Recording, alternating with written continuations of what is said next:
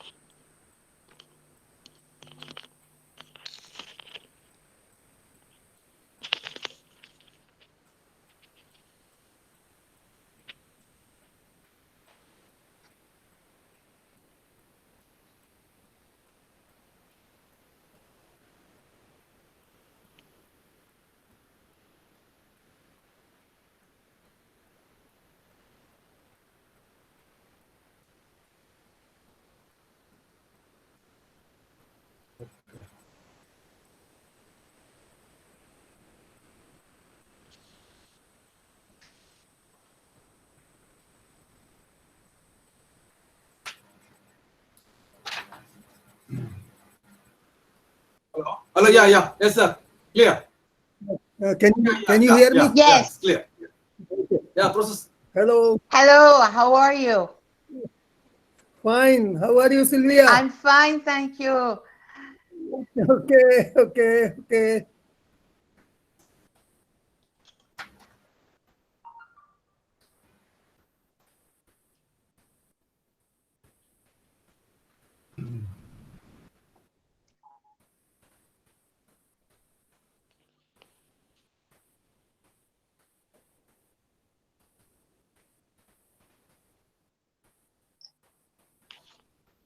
Welcome, Professor Rastogi. Thank you. Okay. Thank you. Welcome. Thank you.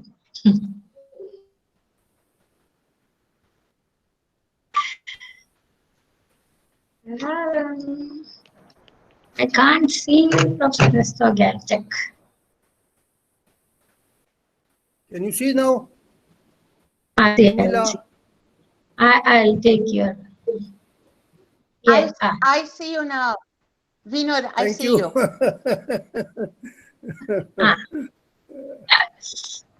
Yes. Okay.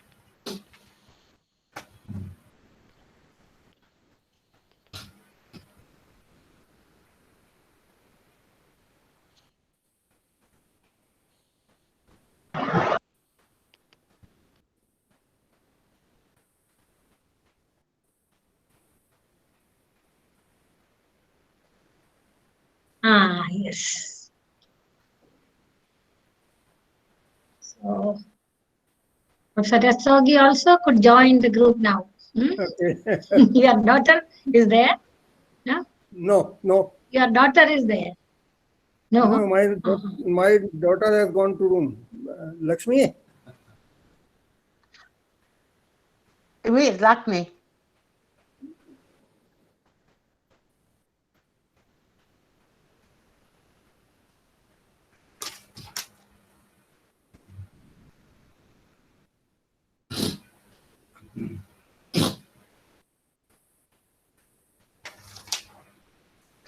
So it is time sharp 2:30. Yeah. Shall we start now? Yeah.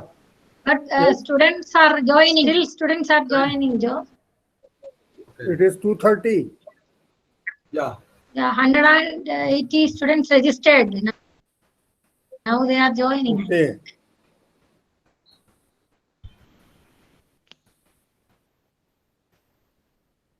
So let them join. Yeah, We'll we start should with the start. program. Start, huh? Okay. Okay. Okay.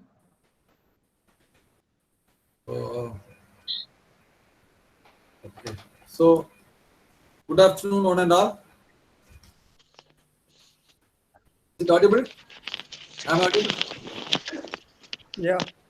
So, Yes. as we all know that this webinar series organized to pay homage to our great legend, Professor G. Aruldhas.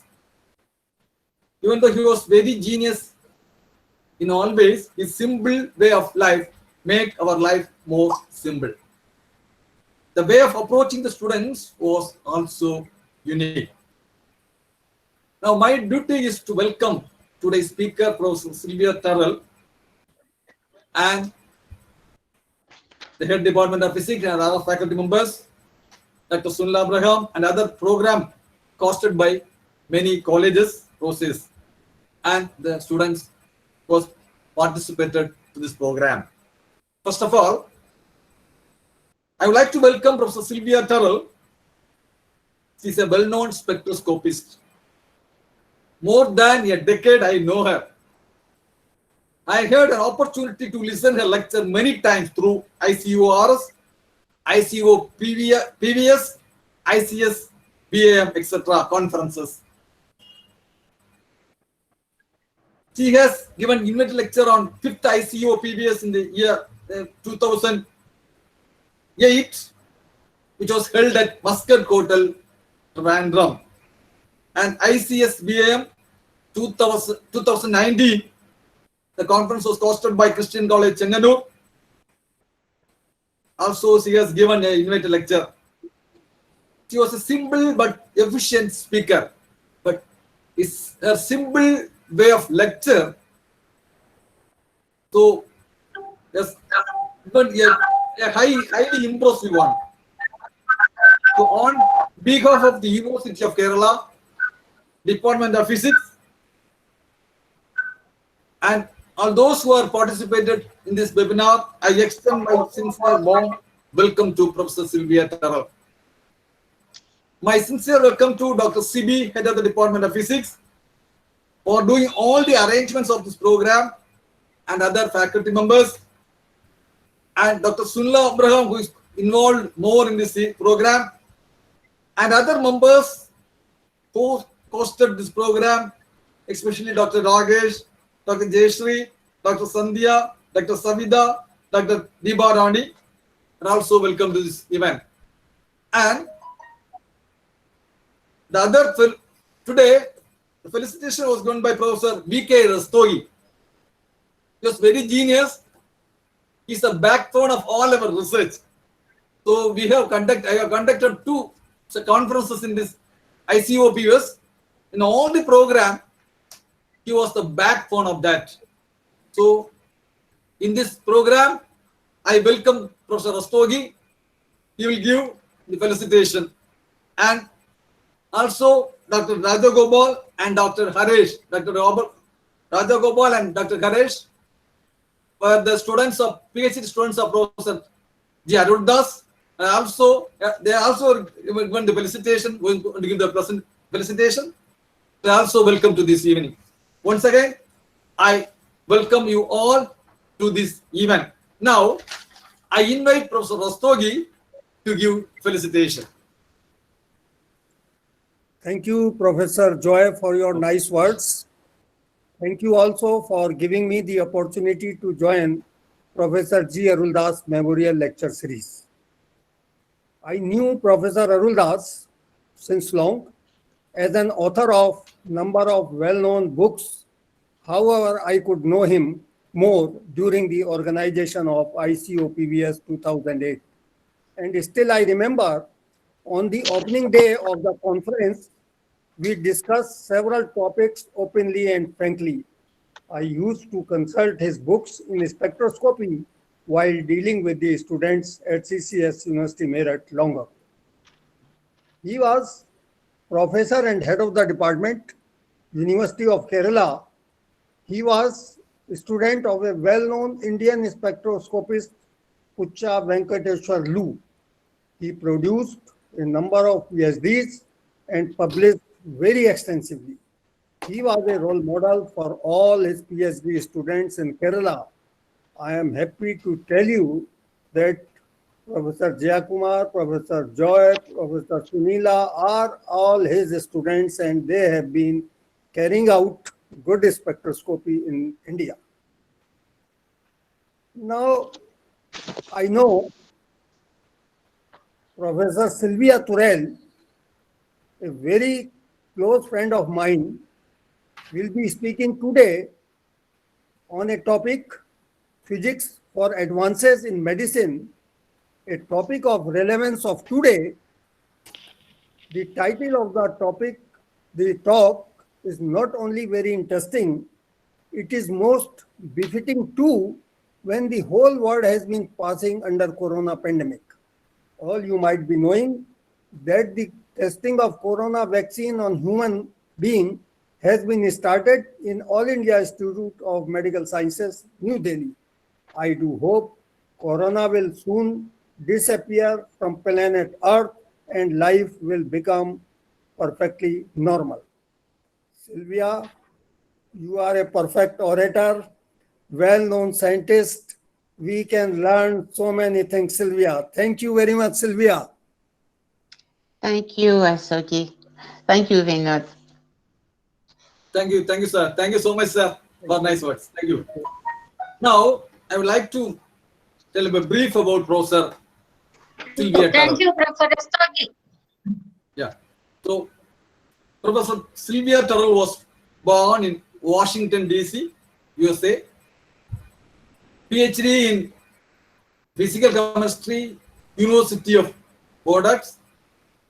Teaching Physical Chemistry, Spectroscopics, and related graduate classes in universities of Shire, Canada, and France.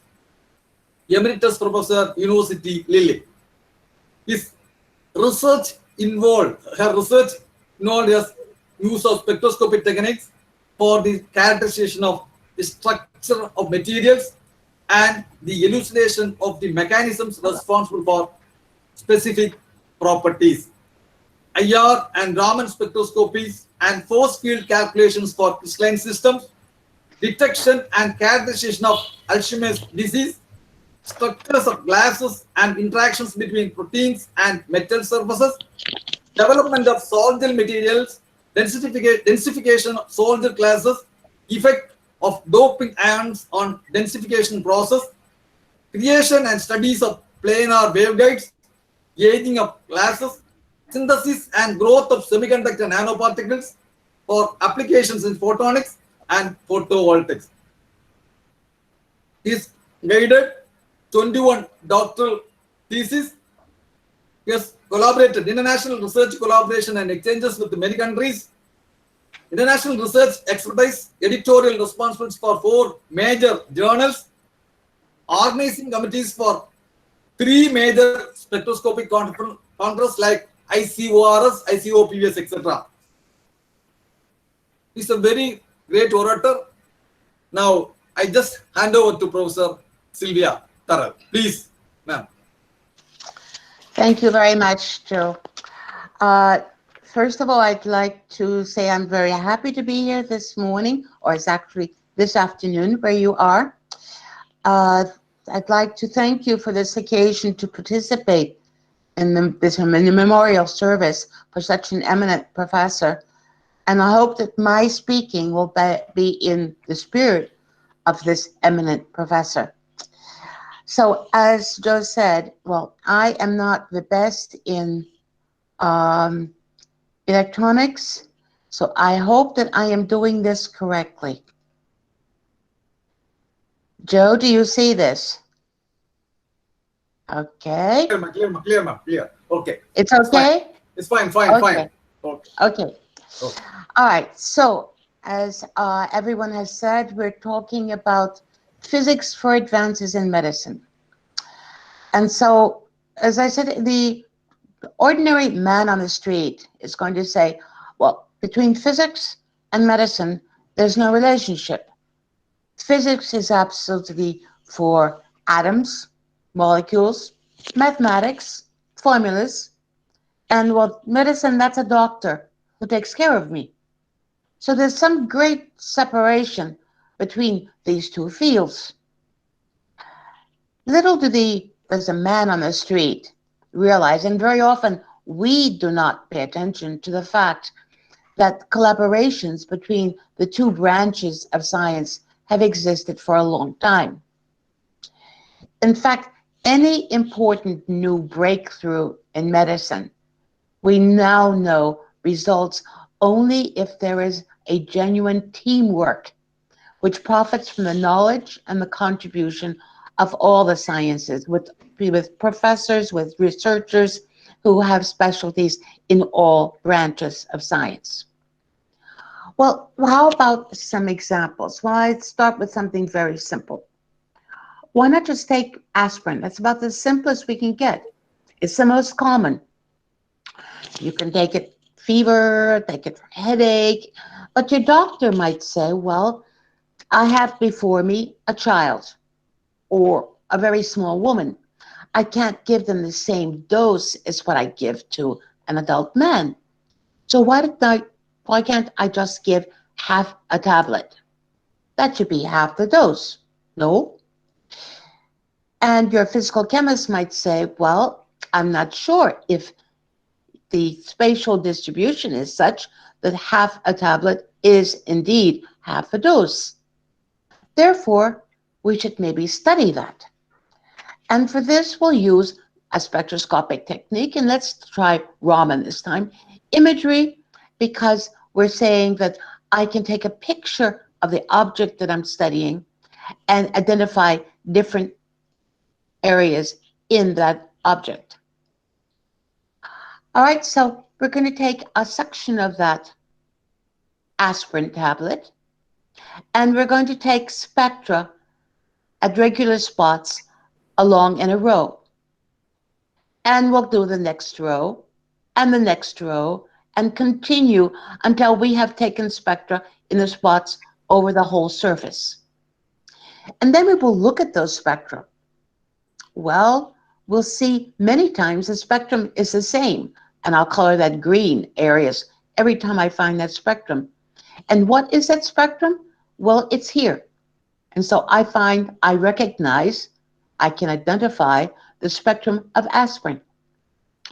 And I can tell you that 48% of this sample actually contains aspirin. Well, what about if I go down into an area here? Because that's different. If I look at the spectrum, I recognize caffeine. And I can find out that there is actually 12% of this tablet actually contains caffeine.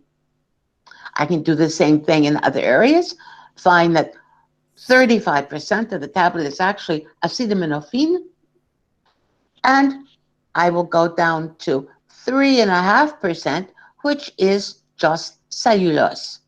And so I can see where all of these four ingredients are located throughout the sample, but they are not homogeneously located. Therefore, this uneven distribution makes it so that giving me half a tablet, half this way, half any way, I certainly don't know how much aspirin I'll be getting. So giving half a tablet would be totally erroneous. Okay, that's a simple example. Let's take something a little bit more complicated. How about using retinol? We women like to use products with retinol because, well, it keeps wrinkles away and it does all kinds of things like that. And so I might go and ask at the pharmacist if I can't get a container of that. But exactly how active is this cream going to be? And so the medical doctor might say, well, this cream is only going to be active, is only going to be functional if it seeps into the skin. So the question is, how much does this cream penetrate into the skin? And only if it penetrates will it be active. Well, my physical chemist, in this case, I'm talking about Goran Poppels, who is in Poland. His group said, well, why don't we use Raman spectroscopy in vivo? So I'm going to be studying in the skin of a person who's just sitting there, and I'm looking at the hand, the skin on the hand, and let's see how it penetrates. So I'm going to take various concentrations of my retinol. I'll put it with a carrier, myrtol, and I might add with a Triton X or with oleic acid or with ethanol. And I'll take a spectrum. I'll take lots of spectra. I will take spectra from the surface of the skin every 2 microns down to 10 microns. So here, the top spectrum is at the surface, a spectrum taken at the surface of the skin. And if I go down 2, 4, 6, 8, the bottom one then is the 10 microns down into the skin.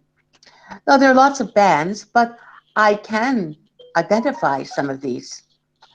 The ones that are important are these, for instance, these 2 blue bands. The 2 blue bands are due to Myrtille. And so there's one at 1300 and one around 1740. And I can follow those and see what happens as I go into the skin. But more important is the retinol. The retinol is a red arrow. And that is a band due to my transretinal. And as I go down into the skin, 2, 4, 6, I notice when I get down here, there's almost none left. So basically, I can still say that there's retinol to react with my skin down around 4 microns. So the treatment is indeed limited to 4 microns in depth. Now, we talked about different concentrations of retinol and retinolin, Triton, and Olay. Which is the best formula? And so your doctor might say, which formula should I give to my patient to be the most effective?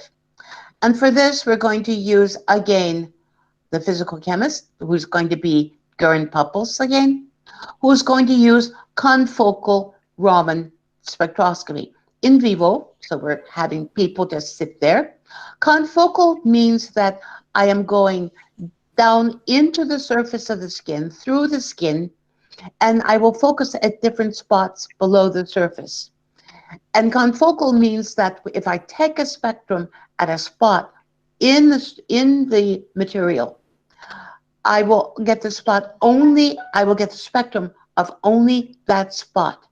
I will not get any contribution from areas above or around that spot. All right, so we're going to do depth profiles of retinol, which has been put on the skin, and I'm going to do this from time 0 up to 6 hours to see what happens from 0 to 6 hours after treatment with 3 different solutions. And so I can do with Triton X, with oleic acid, or this one is with alcohol. So this one is the depth in the skin, and on this axis we have the time. And if we notice that with the Triton X, well, as we go up to 6 hours, even up to 2 hours, there's no trace of anything, because red means that we have a lot of retinol, and blue means we have very little. So we had some at the very beginning, but 1 hour after that, there's almost nothing left, and it doesn't go very deep. It stays on the surface. If we go down and look at the oleic acid, a bit better. So I get some effect 3 hours afterwards, but it doesn't go very deep. We're down only 9 microns. And so in another case, we have even less than that. Let's look at what happens when we add PG and ethanol. Well, they're looking at the red colors. I see that it's much better. And so in this case, I see that at the end of 6 hours, the pomade has not worn off. It has actually penetrated well into the skin. And I have a maximum penetration, and quite a lot, up to 5 or 6 hours. So this obvious that definitely the emulsion made with retinol in Myrtille and ethanol is definitely the best preparation. Okay, these are very interesting ideas, but let's try to look at some of the serious illnesses. So of your top illnesses, I chose 3. I chose cancer, I chose Alzheimer's disease, and I chose the very popular coronavirus, which gives us COVID, the COVID disease that we are all wondering about now. Now, for your cancers, I mean, everybody knows someone who's had it or does have it. I lost, I think, 6 friends to cancer in the past 6 months. But, sorry, instead of cancer, I'm going to start with, Alzheimer's disease. All right, Alzheimer's disease, the medical doctor observes that it's a brain disorder. So I know that the problem is at the level of the brain, which seriously affects a person's ability to carry out daily activities. So we're not talking about anything fantastic. We're talking about walking down the street or driving a car, cooking a meal. This is an illness which evolves, and it starts with parts of the brain that control thought, memory, and language. And so if you know people who've had Alzheimer's, who have Alzheimer's, you know that they forget things. Especially recent things. We all forget where we put our keys, maybe where we parked our car, maybe to take something along with us when we leave the house, but we don't forget where we live. We don't forget who the person who's sitting next to us is. We don't forget the identity of our children. So the gradual reduction of mental and physical capabilities occurs. Physical capabilities because eventually we forget how to do the standard operations, but we also forget how to walk. At the end, you forget even how to swallow. So all of this is evolves with the question of time, and the amount of time depends on the individual. To this day, there is still no cure. The real diagnosis is still mainly done post-mortem. We have a few ways that are being developed now. There's no cure. We do have methods of pushing the gravity of the illness further away. So making your time of evolving, make it push out so you have longer before it gets really awful. But after the person is dead and you can do a post-mortem on the brain, there is then identification of this thing we call senile plaques. Now, this was known way back. This is in the 1900s. And we have Alphonse Alzheimer, who was a German psychiatrist. And it is for him the disease is named. And all he knew was there was a problem. There was an illness. There was a person who acted like she was senile, even though she was not even 40 years old yet. But after she died, he was able to look at her brain and discovered these plaques. And he called them senile plaques because he decided that this was the material that made the person act like she was senile. But he had no idea what the plaques were or why they were there. But we had to wait over 80 years. And finally, an American biochemist identified the contents of this protein that was in the brain. And he identified this as a protein with a nonlinear beta arrangement of amino acids. So you had like sheets of amino acids, sheets like this, instead of being in a normal helical formation. So we have antiparallel beta sheets. This folded structure, this beta structure, makes this thing that we call amyloid, and we call it beta amyloid because it is in the beta form. It makes it very compact, makes it insoluble, and extremely stable. And so it forms plaques in the brain.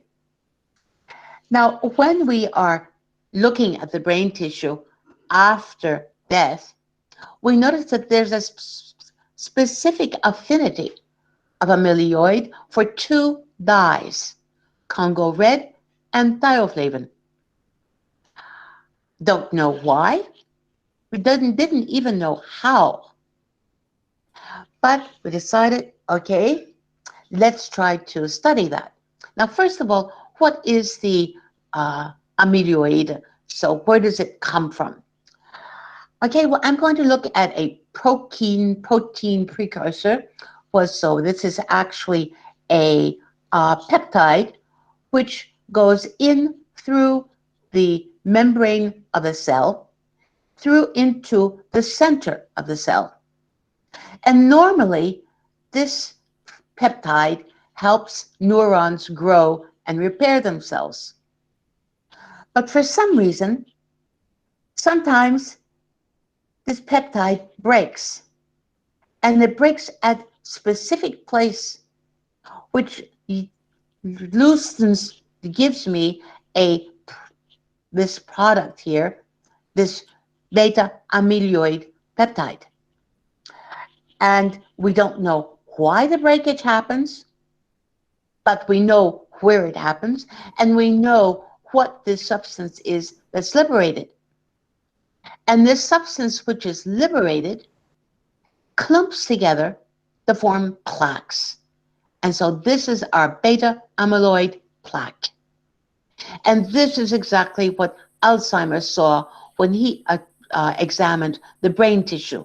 These amyloid plaques that were there in between the neurons. For a long time, people thought the problem of the disease was that the plaques actually smothered the neurons. And we know that's not true now, but we still don't know why it clumps in certain areas or what the effect is.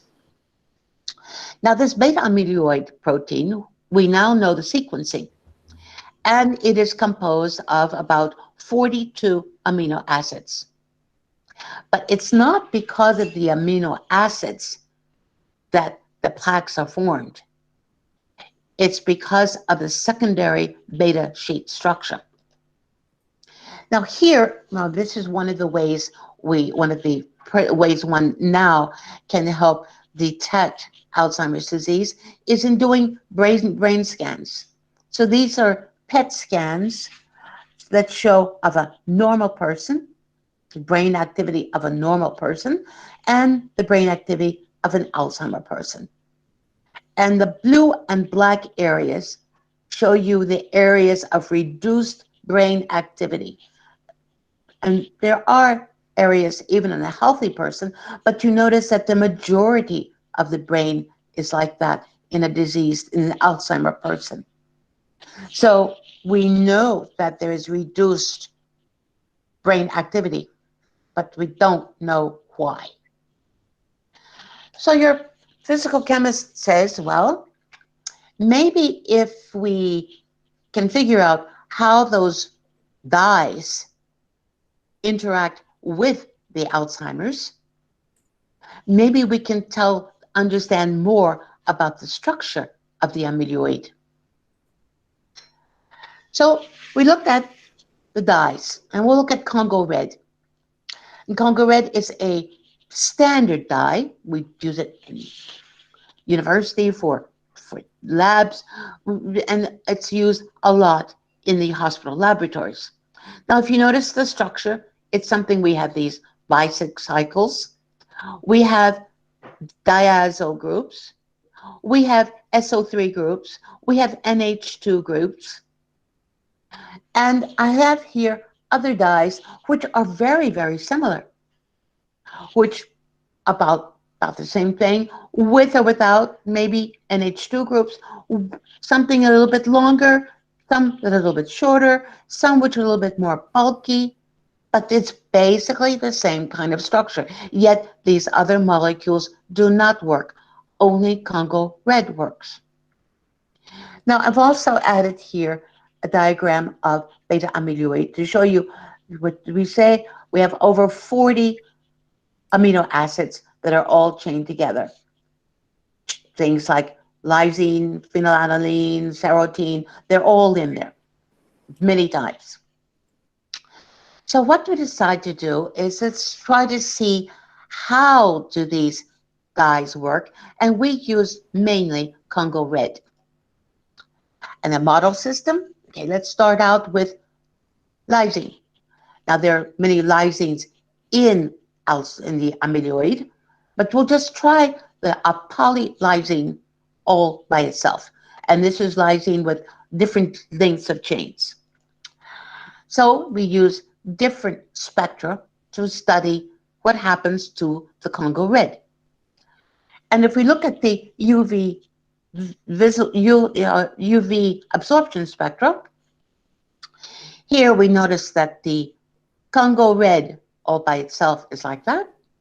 Congo red with lysine is in the darker spectrum, and Congo red with insulin is in this other spectrum. Well, we can't say exactly what happens, but we can say that there is an effect. Congo red is affected by the presence of polylysine and is affected by the presence of insulin. We can see shifts. We can see change in spectral conformation. So we know that something has happened. And in fact, we know that in the insulin, it's become much more complicated because I actually have 2 different peaks instead of 1. Now let's look at the Brahman spectrum of this dye. Now, if I look at that, this is the first one is the basics in the basic solution. And I notice that basic solution and acid solution spectrum has changed. So this is a molecule whose structure changes just with the pH, which is normal which is not surprising because it is sometimes used as an indicator. Now, if I take the Congo red and mix it with polylysine in an acid solution, I get this. And if I do with same thing with insulin, I get this. Now, it's not very easy to see here, but we have bands which disappear, bands which appear, and which prove to me that there are interactions. So I already knew there were interactions between the Congo red and insulin or polylysine. But now with the Raman spectrum, I can tell you what part of the molecule of Congo red actually interacted with the protein. Let's look at what happens to the protein. So this is an infrared spectrum of polylysine. When it's in the beta form, the darker spectrum, or when it's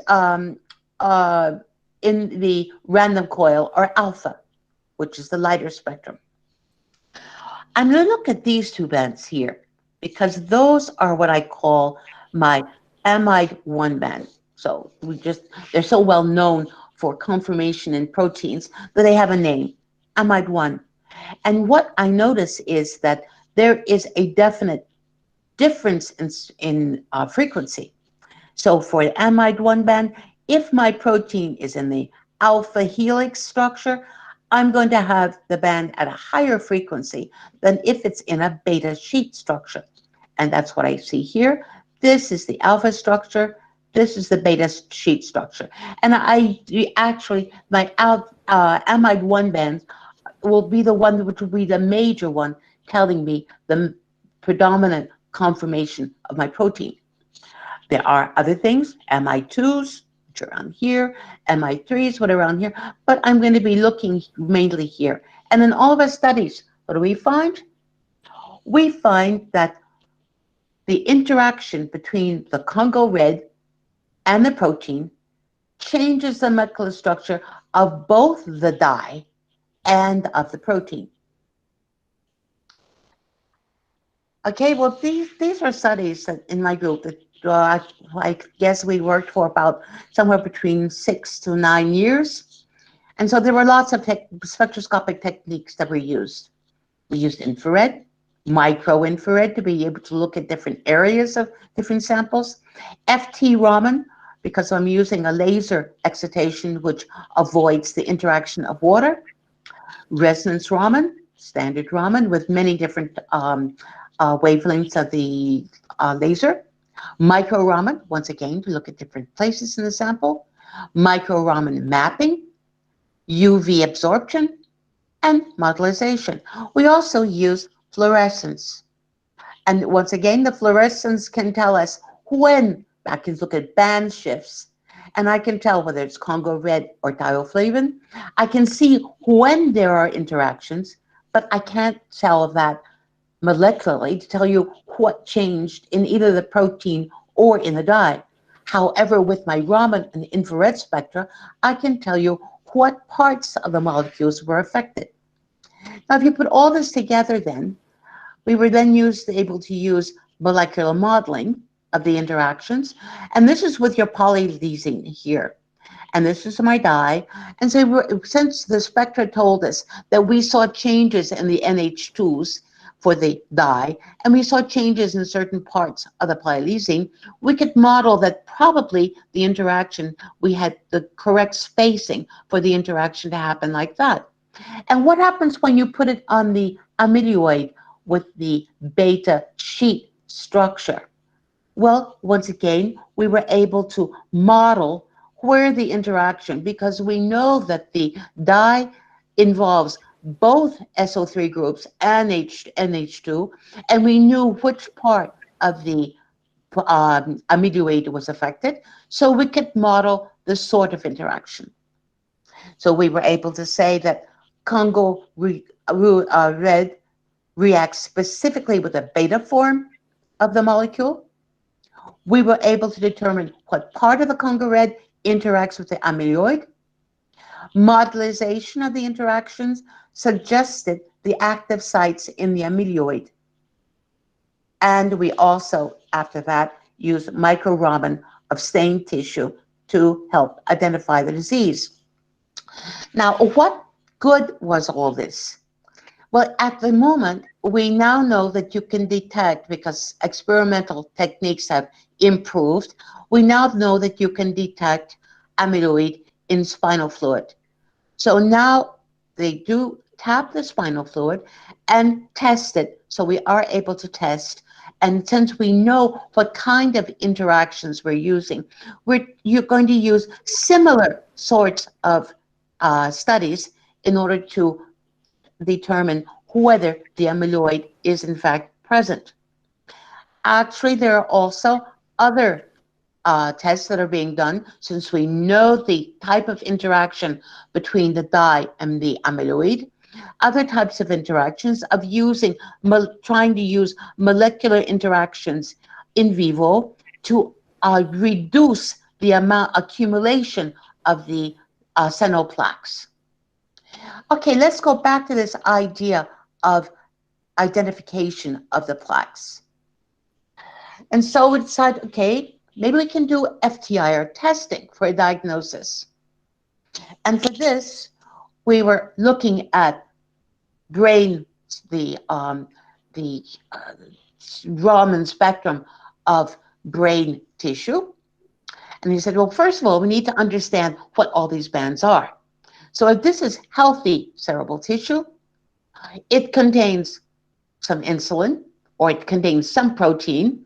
So I use insulin as a model, and that shows me I can assign the bands due to the protein. I can assign the bands due to nucleic acids, because I can use DNA as an example. And I can assign the bands in the brain tissue. I can assign the bands due to lipids, because I can use models for that.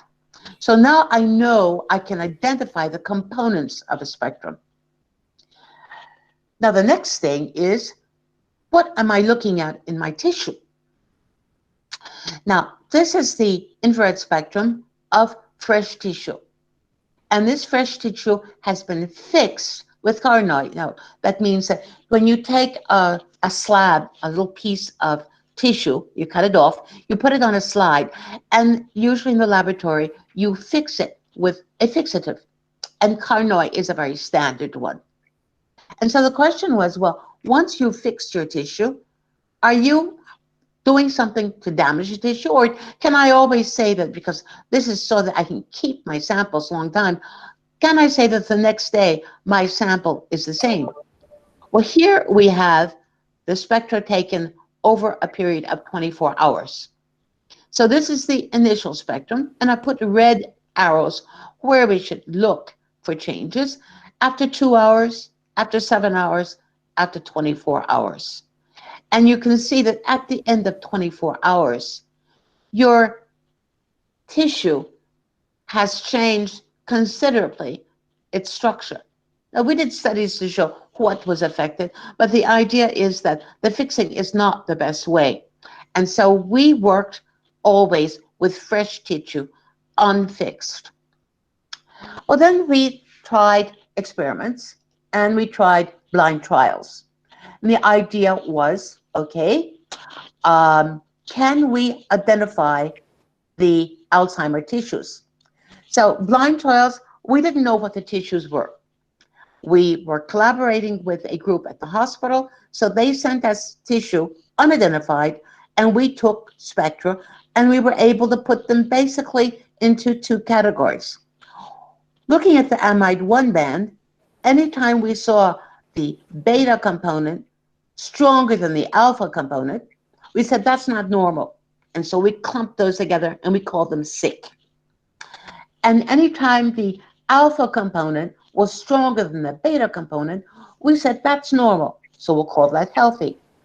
And we actually were, I think we made one mistake in something like 50, 60 samples. So what we found out was, yes, infrared spectroscopy can be used as a diagnostic tool. And this is a version of what they are doing now when they look at spinal fluid. And they're trying now to see if it's not possible to do with blood samples. Only problem is that the quantity of beta amyloid in the blood samples is much too small to be measured at this time. All right, that was Alzheimer's disease. Now, if I remember, as I said, one of the other awful diseases going on right now is cancer, or our cancer, because they're all different. And I'm going to use an example of something which happened here very near me in the north of France, and what our laboratory got involved in. So we had medical doctors telling us that the patients are having respiratory ailments and lung cancers. And worse than that, there were an abnormally high number of cases of lead poisoning with children near a battery factory not too far from here. So I'm talking about 50 miles off.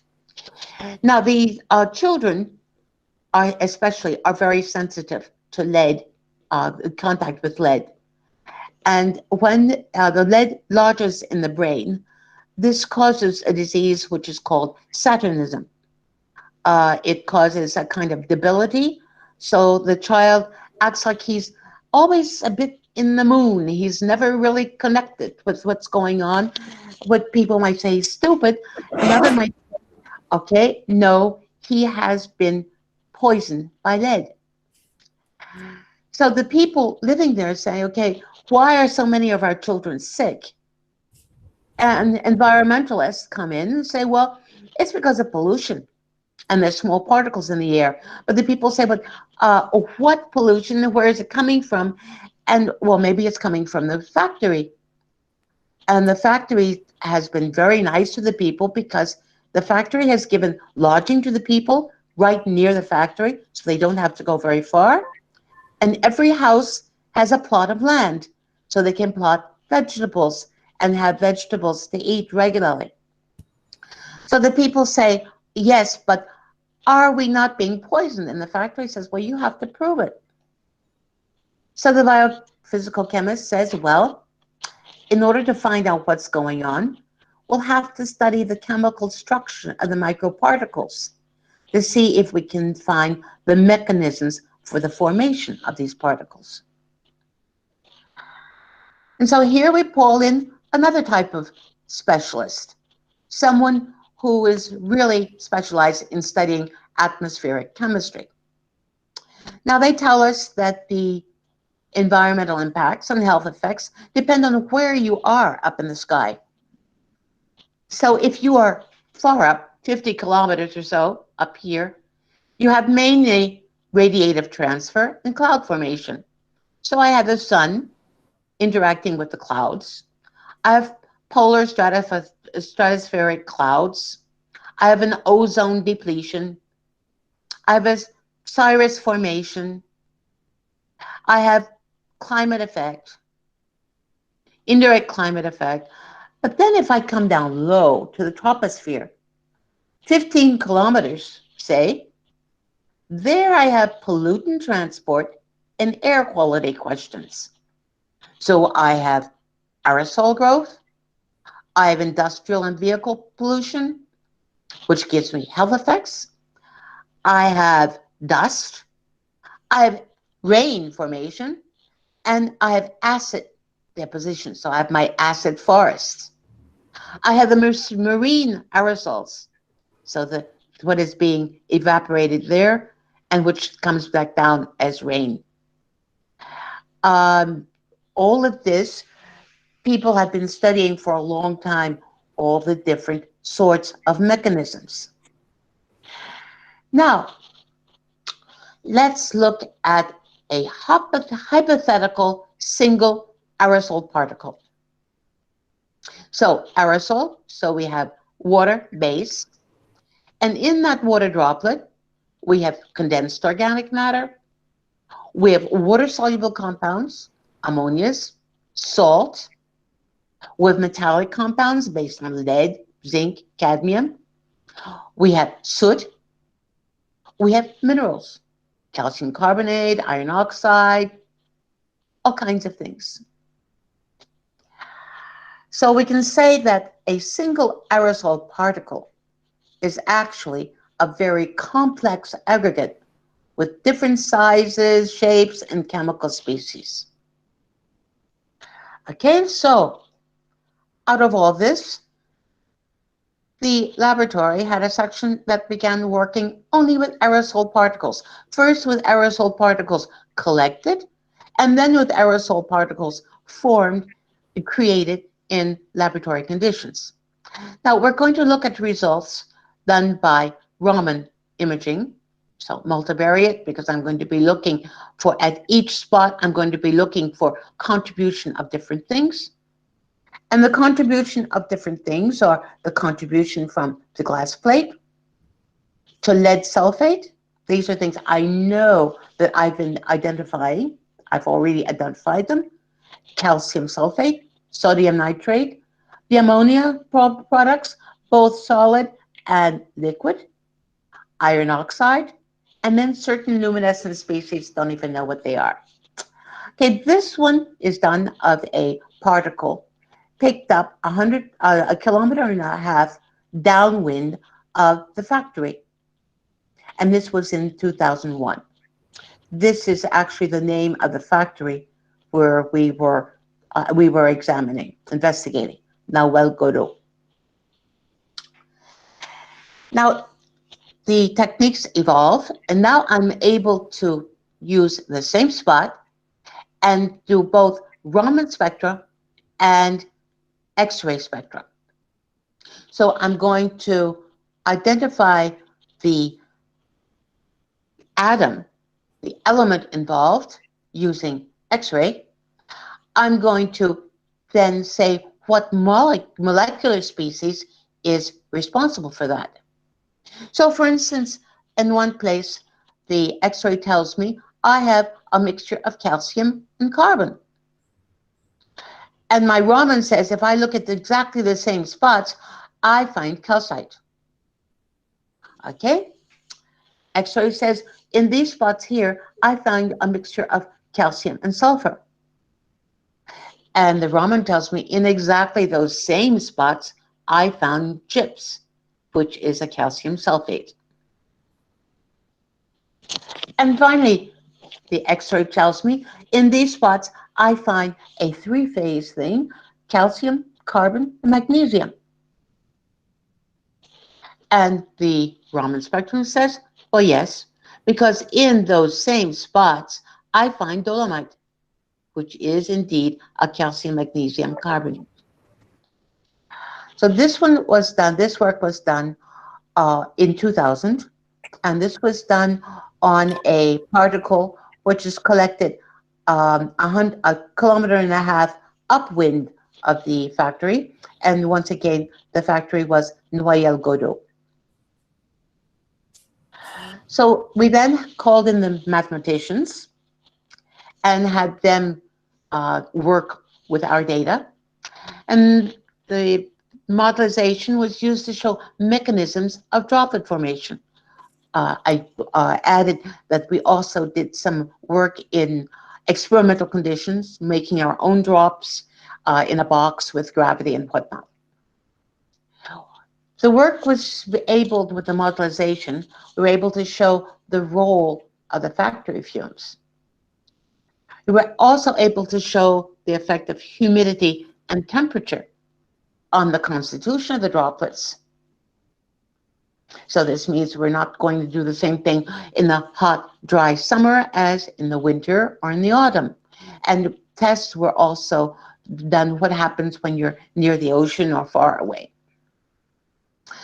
All this data was put together into a report, and this report was used in court because now we bring in the legal factors, and it was used to help demonstrate that the contamination emanating from the battery factory resulted in lead poisoning of the surrounding communities. All right, so this means that you now have social workers working. We have the political factors, because whether upon a big factory, and this was a major battery factory, has to close, it is a great financial problem. So you have people losing their jobs. We have all kinds of things being done, but you also have a lot of children, a lot of people dying. So the result was a closure of the factory, which was bad in certain sense, but the good part was that the people themselves were able to win the case and be able to move over and compensate it so that they could stop poisoning the children. And all the families had to move because the whole region was considered contaminated by lead. Okay, so, sorry. All right, so our last example is going to be with the Coronavalus virus, which causes the COVID illness. All right.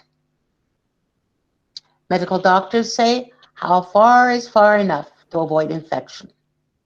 Now, I don't know about India. Over here in Europe, we talk about 1 meter distance between people. We talk about adding masks, but the 1 meter is really a standard thing. And they say, well, if you're less than 1 meter away, then you have to wear a mask.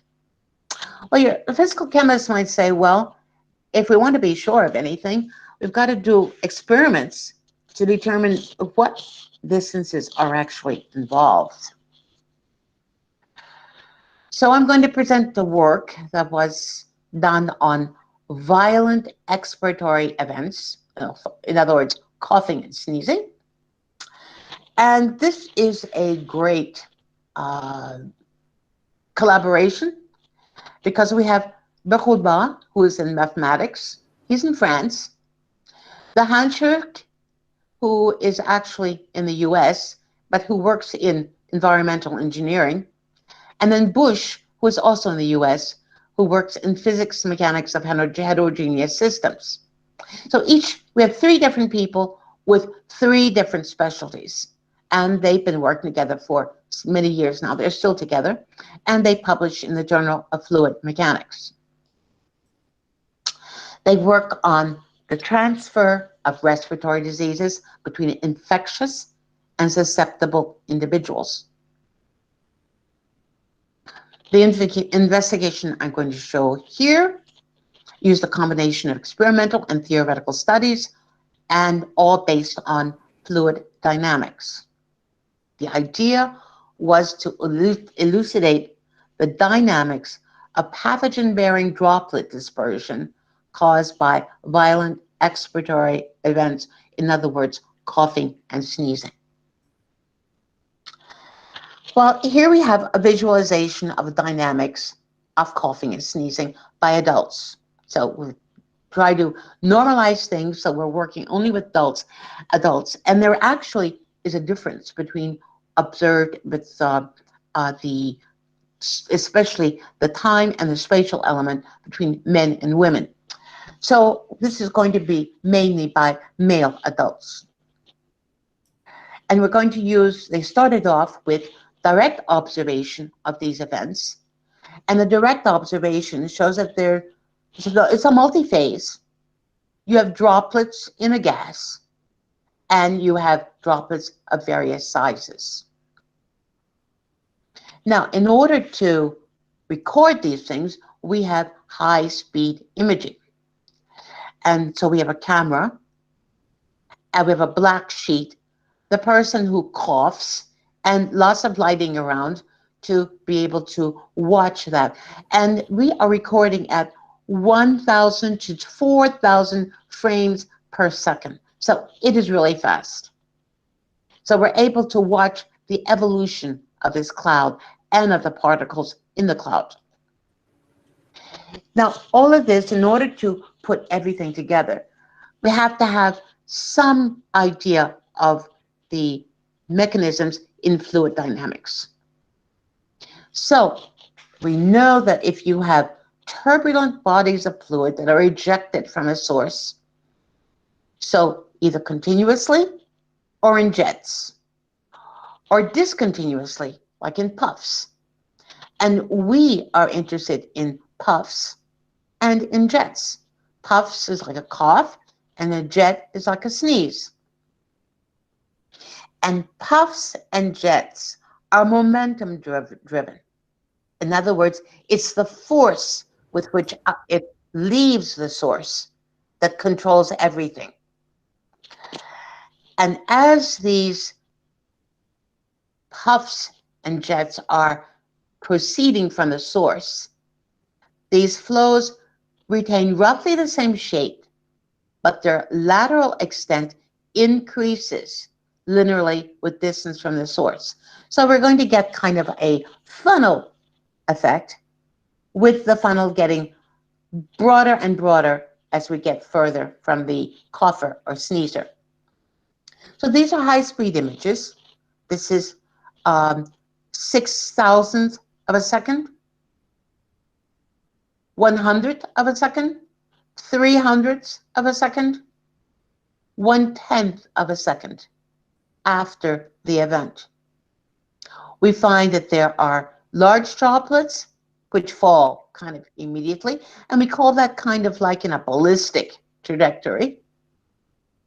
And this one, we're able to see the direction of the flow by having a smoke generator to make it so that you can see what's going on. And what we will notice, okay, we said that our droplets are going to increase in diameter as we go straight ahead. So there's an increased lateral area that's covered as the flow continues. And what we observe here is that there's actually a direction change also, which was first horizontal, went down, and then begins to rise. Now they were found, so our sneezes and coughs consist of turbulent cloud of buoyant gas with suspended droplets. The largest droplets follow a ballistic trajectory, and they're not affected by the gas phase, which is carrying everything around. But the smaller drops are suspended in this gas phase, and they will now go to continue with this turbulent gas, and they are the ones that have their range extended.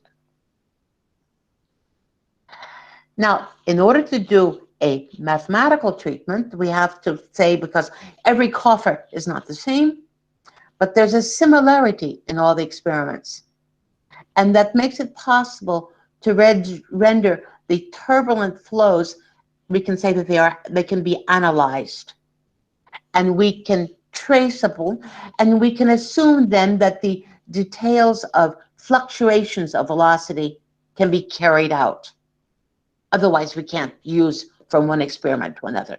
But we're saying that the similarity will allow us to correlate. So what do we learn by all this? Well, if we look at 1,000 frames per second from a cough, we have an initial cone shape, high density of droplets, a ballistic path for the bigger droplets, and whose dynamics are not greatly affected by the cloud, and the comparison of the trajectory with all the different droplets is made clearer by looking with smoke enhancement. And notice this one, we have the smoke enhancement, we see that our cough is continuing. We've not even gone to the end. We're at 50 centimeters. Okay, now let's look. We have a kind of an air circulation inside this cloud. And so at 8,000ths of a second, at 300ths of a second, and there we see already a change in angle. And at 600ths of a second, it's definitely changed the direction of this cloud. And what the reason for this is, okay, this is our source. This is the person who's coughing. And as the cloud goes forward, we get to a point where we call fallout. A fallout from the cloud means that our biggest particles are going to start falling. When they start falling, well, they land someplace further on, but they start back here. And as the bigger particles leave, the cloud gets lighter and lighter and therefore is carried up. All right? As an experimental analog, so we don't have to depend on people coughing and sneezing, they decided to use a kind of a fishbowl, so a tank of water. And we're going to inject fluid, a dyed fluid with particles in it. We're going to inject that into the tank. And to show this buoyancy, to be able to repeat this buoyancy, we have salt water in a tank, and in the payload, in other words, with the thing we're going to inject in, it's going to be with fresh water. And remember, this is colored, so we can watch it go through the tank. All right, now the results of our the combination of experiment and theory. So this is my experimental curve. This is the distance from the cougher or sneezer, and this is the height above the cougher or sneezer. So we have here a scale of 1.2 meters, and this one is going up to 0.3 meters. So this is the experimental curve. This particular curve here is very far away from the experiment. And why? Because this was using a discrete fallout theory where they did not take into consideration the uplift which would happen when the cloud got lighter and lighter. In this continuous fallout theory, where you can say, okay, I'm going to have the bigger particles falling out ballistically, and so my cloud is going to get lighter and lighter, there we have something which is very close to the experimental curve. Let's look at the size of the particles.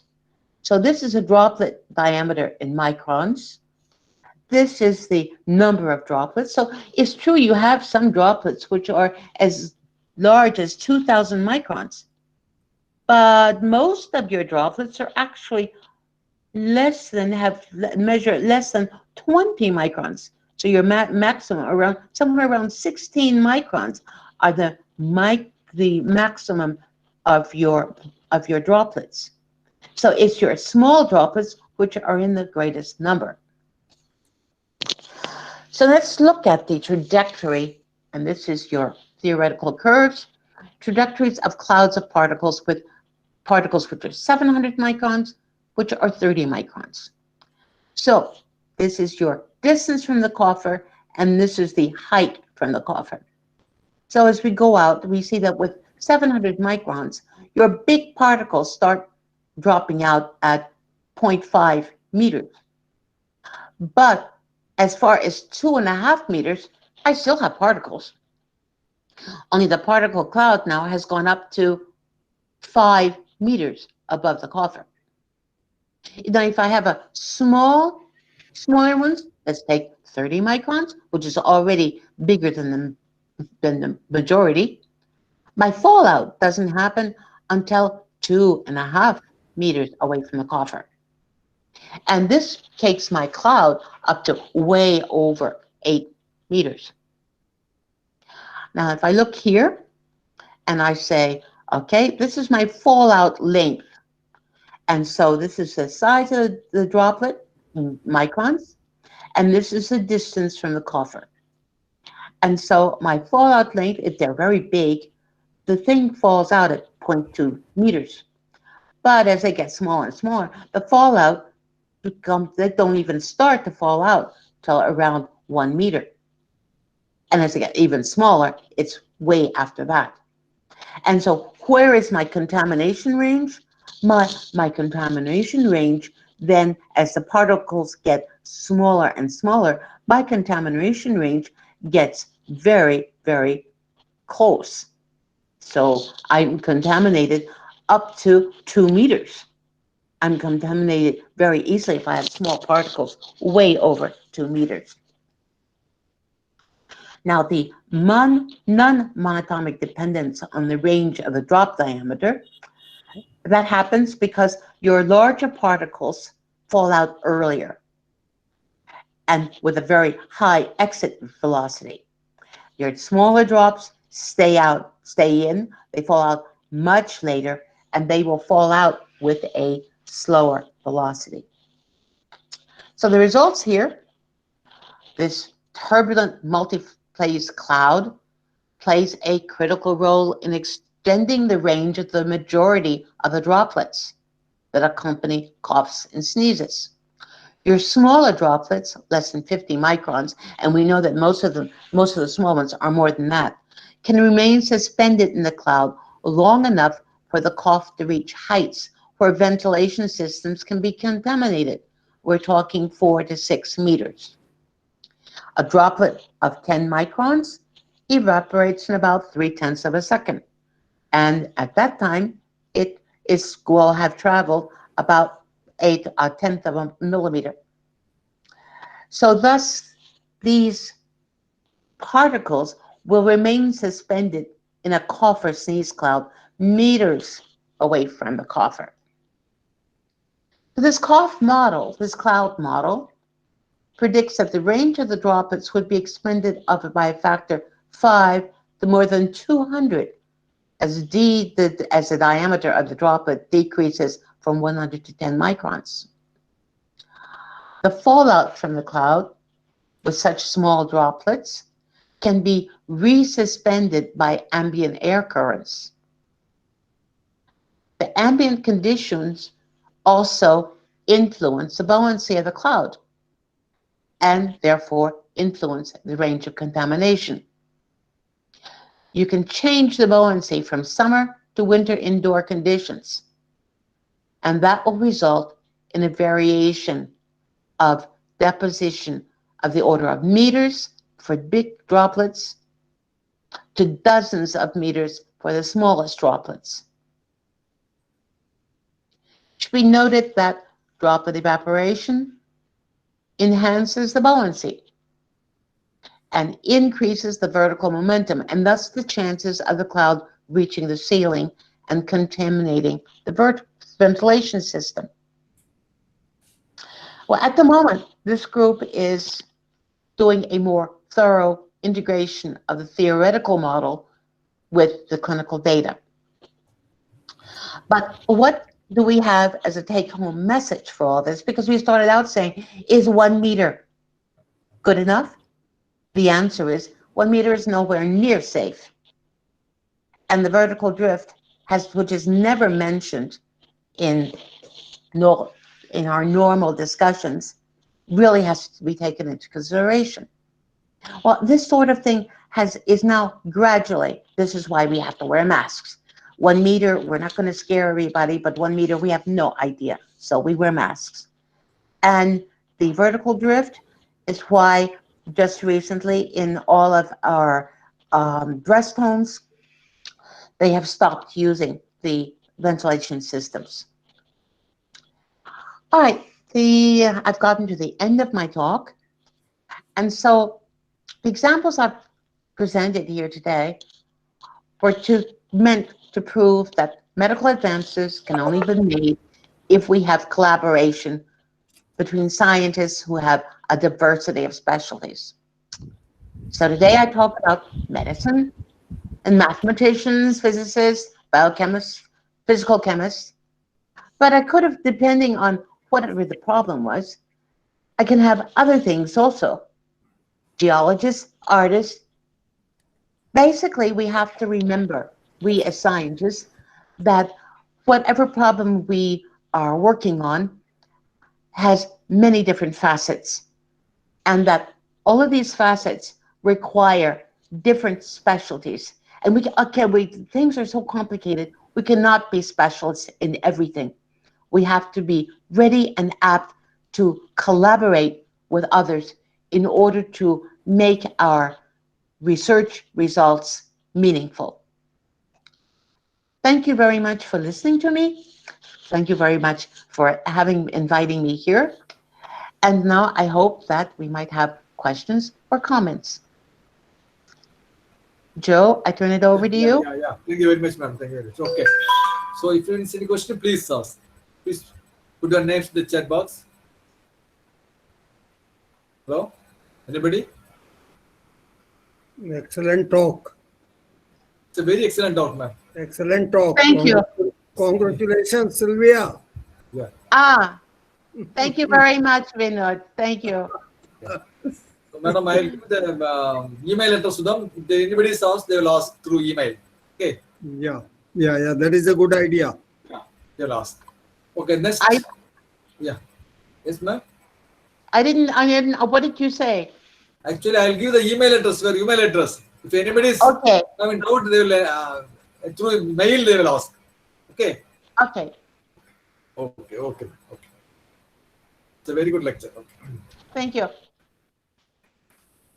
Yeah. Somebody has to say something. You must have a question. Okay. This is a very special way of communicating because not being in the same room, it's very difficult. Thank all of you for all your thank yous that are coming up. Thank you. Thank you so much. Okay. So next is Siddhi sir. I think it was a presentation, is now.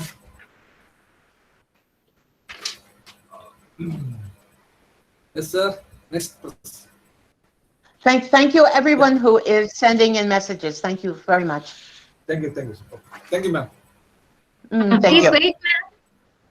Please wait, ma'am. Yes.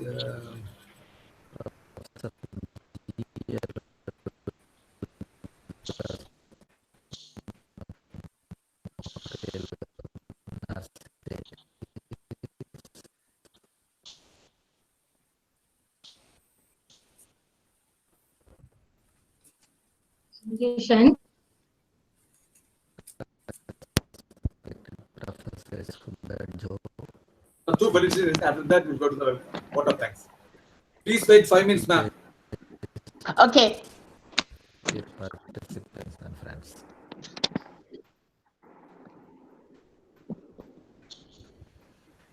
being an alumnus of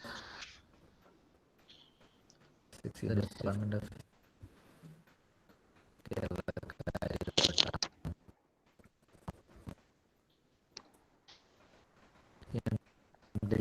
Please tell people to send a email address to my. I saw something, but I couldn't answer. Yes. Yeah.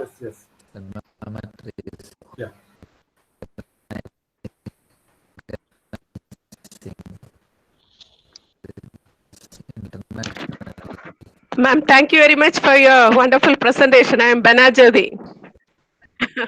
Fine, ma'am. How are you?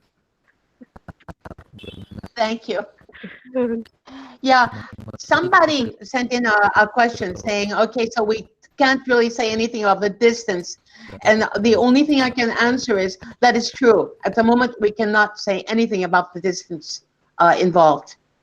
And so I think that you in the East, you have a tendency to wear masks.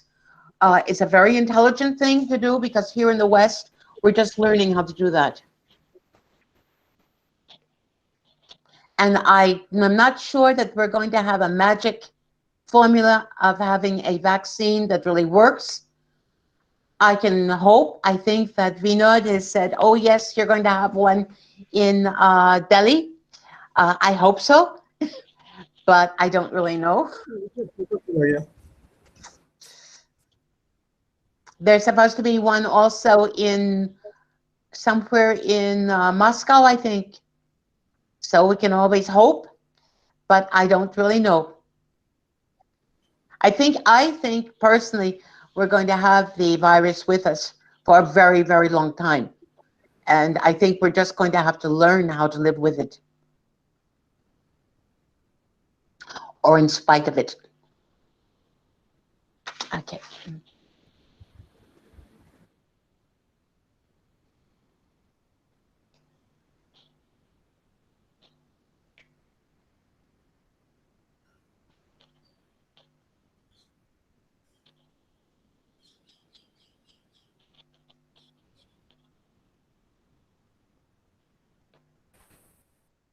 I mean, put a stop presentation. Ma'am? You put the stop presentation. Stop presentation. Stop presentation. Okay.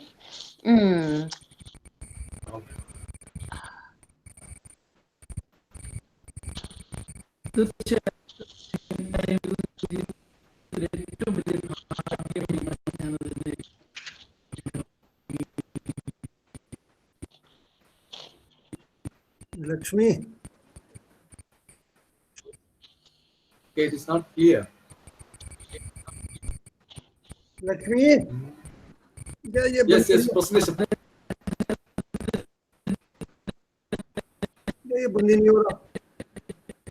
Is it okay now, Joe? Yeah, okay, yeah. Please. बंद कैसे होगा? Okay. Am I okay now? Yeah. Okay. Sunla, please. Dr. Sunla. Hello. Dr. Sunla. Hello. Dr. Sunla. Hello. Hello. Dr. Sunila. Oh, you can Hello? put the vote of thanks. No. Sunila is ready. Sunila. Dr. Sunila. Hello. Yes. Yeah. You please. Yeah. Sunila. Yes. Yeah. You please I, start. come You please from, start. You please start. Okay. meeting No problem. You please start. Yeah. What are on thanks? the computer. That sound is. Something is wrong. Yeah. I don't know what happened. Huh? No, it is okay. Go ahead. Go ahead. Go Hello? ahead, please. No. No, not Please. in the. No, you start. Huh? You start. No problem. It's time to. No need tell to- tell what Huh? of time. Yeah. What are thanks? Yeah. Huh? Yeah. What are thanks? Through phone I will do. Huh? Yeah. No problem. Okay. It's enough. Don't know what happened. Okay. Okay.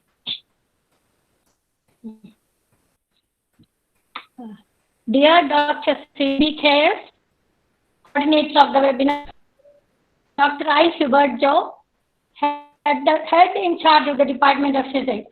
Today's keynote speaker, Professor Sylvia Turrell, dear members of alumni, teachers, and students from various institutions. A very good afternoon to all. First of all, I would like to thank Dr. Sibi for giving me an opportunity to serve as a coordinator of the webinar organized by the Department of Physics, University of Kerala and its alumni in memory of Professor Dr. G. Aruldhas, who had served as an eminent professor, head of the department, and dean, Faculty of Science, University of Kerala. Visiting Professor JC, Emeritus Professor in CSIR Lab, and Director, University Institute of Technology of the University of Kerala, and he has authored many books and research papers. We all know that Dr. CB, head of the Department of Physics, was giving all technical supports, even though he could not come online. It is the fruit of his initiative and labor that the alumni across the various groups around the world have gathered together to cherish the memories we have shared.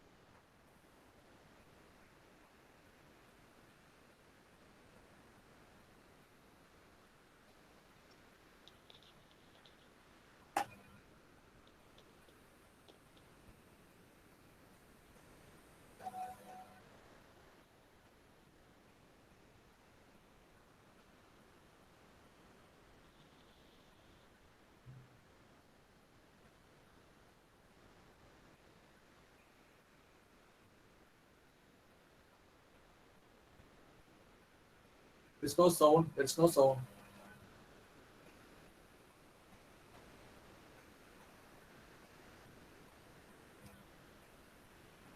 There is no sound. No sound. Yeah. There is no sound. There's no sound, Sunla. Hello? There is no sound. You unmute. You unmute your mic. Sunla, unmute your mic. Sunla, unmute your mic. There is no sound. There is no sound. Please unmute your mic. You couldn't hear anything? Yeah, now it's clear. Now it's clear. Okay, proceed. Yeah. From the beginning, I wouldn't hear. Yeah, now it's okay. Tell me. Okay. From the beginning. Start. And from the beginning. Yeah. Okay.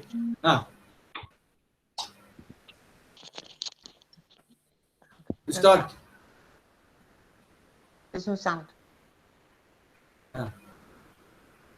Yes.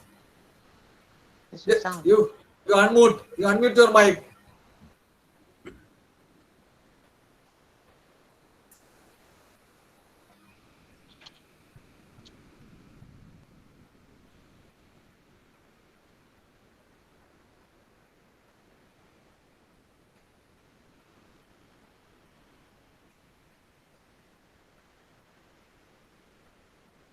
Sunla.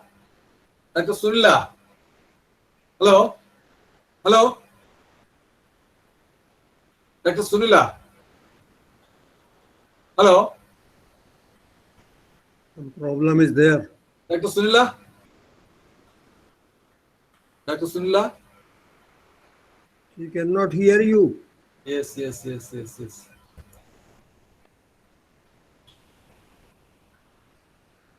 Okay? Yeah. Present, please. Yeah. Start it. Can you hear me? Yeah.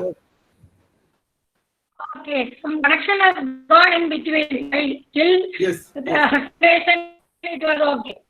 Okay. We'll start now. Dear Bibi, Chair, Coordinator of the webinar, Dr. Hypothetical, Head in charge of the Department of Physics.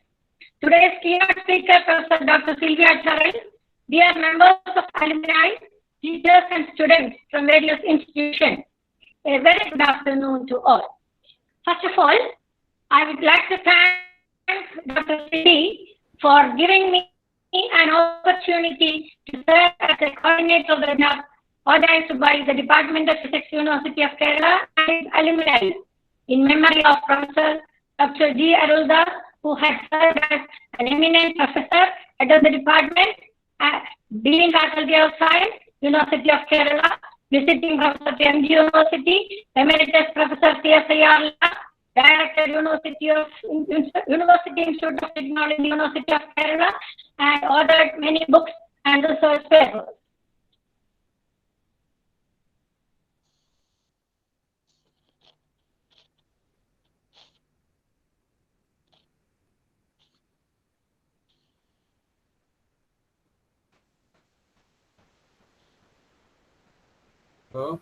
Hello.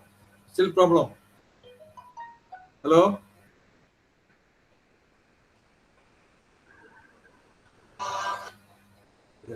Hello, ma'am. Hello. Hello, Sunla. Hello. Hello. Hello. Hello. Hello. Sunla. Yeah, please start. Hello, it is not clear. Not getting? Yeah, it's okay. Start it. Do it. Do it quickly. Do it quick. We all know that Dr. CB, head of the Department of Physics, was giving all technical supports, even though he could not come online. It is the fruit of his initiative and labor that across various groups around the world gathered together to cherish the memories we have shared with Dr. G. Aruldhas. I wish him all success in his future endeavors. Also, I would like to thank Professor Sylvia, a native of Washington, D.C., USA, and emeritus professor Lakshmi ये फिर बंद नहीं हो रहा inspiring जवा दिया नहीं हो रहा फिर भी on the topic physics for उससे भी नहीं हो रहा answers in medicine. I hope everybody enjoyed your talk and understood the application of spectroscopy techniques in medical diagnosis and other parts of the research work. I remember Professor Sylvia Turrell, the great personality was all in all during the International Conference Expand 2017 at Haveli Backwaters, Alappuzha, organized by Chennai, for which I was convener. Thank you, Professor Sylvia, for accepting our invitation and addressing the community.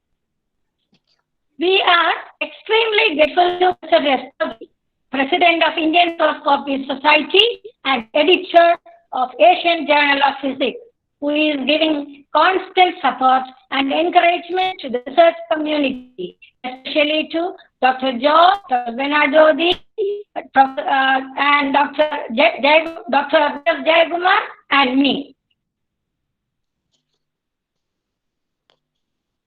Secretary of the International College, we always at Chennai. I know it is because of the recommendation of Professor Restogi, Professor Sylvia Turrell accepted invitation. Thank you, Professor Restogi, for the felicitation. I wish God Almighty to shower blessings on Professor Restogi. Thank you, Dr. I. Subardo, Associate Professor, Department of Physics, University of Kerala.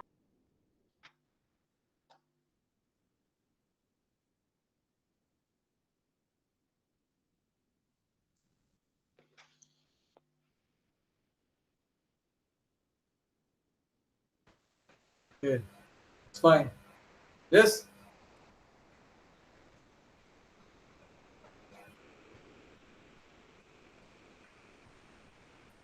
Hello. Okay.